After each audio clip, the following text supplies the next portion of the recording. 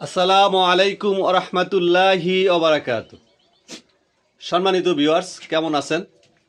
আশা করি আল্লাহর অশেষ রহমতে ভালো আছেন। আমিও আপনাদের দোয়ায় আল্লাহর অশেষ রহমতে ভালো আছি। ভিউয়ার্স, শুরুতে জানাই শাহাপুর কৃষি চ্যানেলের পক্ষ থেকে আপনাদেরকে স্বাগতম। আজকে 1 বছর পর আপনাদের মাঝে ভিডিও নিয়ে আসছি। যারা আমার ভিডিও নিয়মিত দেখেন তারা হয়তো অনেকে রাগ করেছেন বা অনেকে অনেক কিছু ধারণা করেছেন যে ভিডিও আর করব না বা কেন বা ভিডিও বানাই না। হয়তো অনেকের অনেক ধারণাই আপনার মনে মনে জাগছে। ভিউয়ার্স, আমি আমার কাজের ব্যস্ততার কারণে বিশেষ কারণে আমি ভিডিও তৈরি করিনি। তো তার জন্য আমি আন্তরিকভাবে দুঃখিত। আমার নিয়মিত ভিউয়ার্সদের কাছে আমি আন্তরিকভাবে দুঃখিত।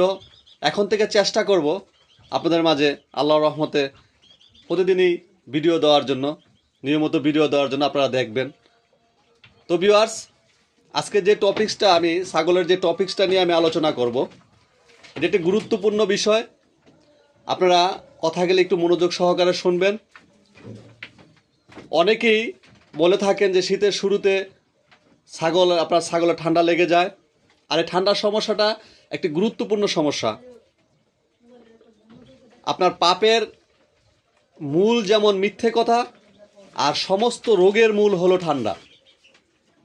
এই ঠান্ডা থেকে যদি আপনার পশু পাখি, যে কোনো পশু পাখিকে আপনার সেফ রাখা যায়, তাহলে আর বড় ধরনের কোনো রোগের সম্মুখে আপনার হতে হয় না। আর বড় ধরনের সমস্যা খামারে আপনার দেখা যায় না। তো ভিউয়ার্স, শীতের এই শুরুতে কেন আপনার ঠান্ডা লাগে, এটার কয়েকটা বিষয় আছে। আমি কয়েকটা বিষয় আপনাদের মাঝে তুলে ধরতে চেষ্টা করব। যেমন প্রথম যে বিষয়টা, গরম আপনার যাওয়ার পর গরমের সময় কিন্তু আপনার দক্ষিণে বাতাস আসে, আর শীতের সময় আপনার উত্তর দিক থেকে বাতাস আসে। আর ওই বাতাসটাই আপনার যখন প্রবাহিত হয় তখনই কিন্তু আপনার ঠান্ডা আসা শুরু করে। আর এই সময়টা হলো আপনার ডিসেম্বর মাস।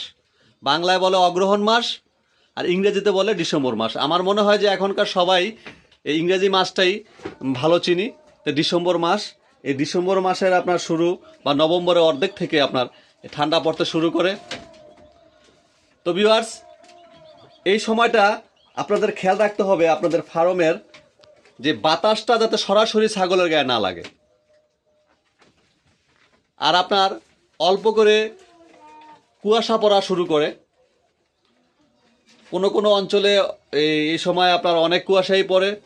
তো আমাদের এই কুমিল্লার অঞ্চলে আমি দেখছি যে আপনার এই মোটামুটি এই ডিসেম্বরের শুরুতে বা নভেম্বরের অর্ধেক থেকেই হালকা হালকা কুয়াশা পড়া শুরু করে। তা আপনারা চেষ্টা করবেন, দ্বিতীয় যে কাজটা করবেন সেটা হলো ওদের শরীরে যাতে আপনার কুয়াশা না লাগে, এবং কুয়াশা ভিজা ঘাসটা ওদেরকে খাওয়াতে চেষ্টা করবেন না। কখনই খুব খেয়াল রাখবেন যাতে কুয়াশা ভিজা ঘাসটা ওরা না খায়। ভিউয়ার্স, গরম 6 মাস যখন ওরা পার করলো, হঠাৎ করে যখন আপনার এই ঠান্ডা ওয়েদারের আপনার কুয়াশা ভিজা ঘাস বা ঠান্ডা ওয়েদারের আপনার যে বাতাসটা ওদের শরীরে লাগবে, ওই লাগার ফলে আর ওই কুয়াশা ভিজা ঘাসের খাওয়ার ফলে আপনার ওদের ভিতরে কফ এবং ঠান্ডা জমে যায়। তার ফলে আপনার ভিতরে আস্তে আস্তে আস্তে আস্তে আপনার নিউমোনিয়া আক্রান্তিত হয়, বা কোনো কোনো ছাগল আপনার পিপিআরে আক্রান্তিত হয়ে যায়। আর পিপিআরে যখন আক্রান্তিত হয়ে যায় তখন পুরো খামারে আপনার শেষ পর্যায়ে চলে যায়। ঠান্ডার লাস্ট স্টেপটাই হলো আপনার পিপিআর। তো ভিউয়ার্স, আপনারা খুব খেয়াল করবেন যাতে বিশেষ করে এই ঠান্ডা যে আপনার এই সময়ের যে আপনার এই বাতাসটা যাতে ওদের গায়ে সরাসরি না লাগে। তো ওদের জন্য আপনার এই হিটার বা ছালা দেওয়া ঢেকে এরকম করে রাখতে হবে না। অনেকে আপনার দেখা গেছে যে ছালা দিয়ে ঢেকে একদম মানে পেঁচাইয়া রাখে। দেখা গেছে ওতে আপনার আর বেশি ক্ষতি হয়। ছালার উপর আপনার পেশাব করে, ওই পেশাবটা আপনার ভিজে শরীরে লেগে থাকে, তাতে আরও বেশি সমস্যা হয়। ওই হিটার জ্বালায় দেখা গেছে আপনার হিটারের তাপমাত্রা থাকে, হিটার কারেন্ট চলে যায় বা বিভিন্ন সমস্যা হয়। হঠাৎ আবার কিনা আপনার তাপমাত্রা কমে যায়, তাতেও আপনার ঠান্ডা লেগে যায়। তো অত কিছু আপনার প্রয়োজন নেই। আপনারা শুধু ডাইরেক্ট যাতে বাতাসটা না লাগে এবং সরাসরি আপনার কুয়াশা ভিজা ঘাসটা ওদেরকে দেবেন না। এই কয়েকটা জিনিস আপনারা ফলো করবেন, ইনশাল্লাহ আপনাদের ছাগল ভালো থাকবে। ভিউয়ার্স, জঙ্গলে যে ছাগলগুলি থাকে, পশু পাখি যে থাকে, ওরা কিন্তু আপনার ওদেরকে অত যত্ন করতে হয় না। এবং যেসব দেশে আপনার এই শিশির পরে বা আপনার শীত প্রধান যে দেশগুলি সবসময় আপনার এই থাকে, বরফ থাকে, ওই দেশে তো কিন্তু ওই দেশেও আপনার ছাগল, পশু পাখি, গরু ছাগল আপনার লালন পালন করছে। এটা বলার উদ্দেশ্য হলো যে ওই দেশে আপনার ওই পরিবেশে ওই পশু পাখিগুলি ওই পরিবেশের সাথে মানিয়ে নিয়েছে। আমরাও যদি শীতের শুরু থেকে ওদেরকে আস্তে আস্তে আস্তে আস্তে আস্তে এই ঠান্ডার পরিবেশটা মানায় নেই, তাহলে ওদেরও আপনার মানিয়ে যাবে আর ঠান্ডা লাগবে না। আর এই পরবর্তীতে মাঘ মাস, পুষ মাস, মাঘ মাস, ওই ওই সমস্যায় গিয়ে আপনার ওই সময় গিয়ে বড় ধরনের কোনো সমস্যা হবে না। আস্তে আস্তে ওদের শরীরেও আপনার শীত মানিয়ে যাবে।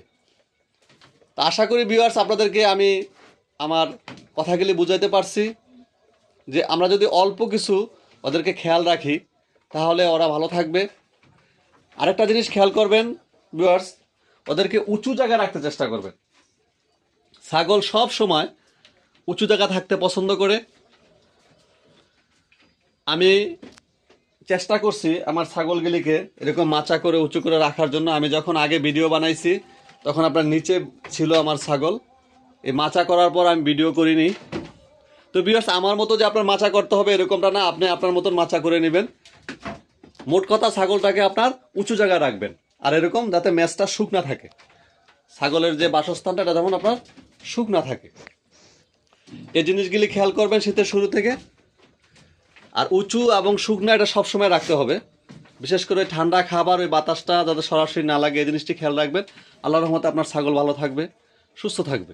ভিউয়ার্স, আমার ছাগলের জন্য, আমার খামারের জন্য দোয়া করবেন। আপনাদের ছাগলও ভালো থাকুক, আমার ছাগলও যাতে আল্লাহর রহমতে ভালো থাকে দোয়া করবেন। বিশেষ করে যত্ন নেবেন, আল্লাহর রহমতে আল্লাহ আপনাদেরকে বরকত দিবে। তো ভিউয়ার্স, যদি ভিডিওটা ভালো লাগে আর একটু যদি আপনাদের উপকার আসে, আমার এই ভিডিওটা শেয়ার দিবেন এবং সাবস্ক্রাইব করবেন। আপনাদের ভালোবাসা এবং উৎসাহ পেলে আমার ভিডিও বানাতে আপনার আগ্রহ জাগবে। এই বলে আমি ভিডিও শেষ করলাম। আসসালামু আলাইকুম ওয়া রাহমাতুল্লাহি ওয়া বারাকাতুহু।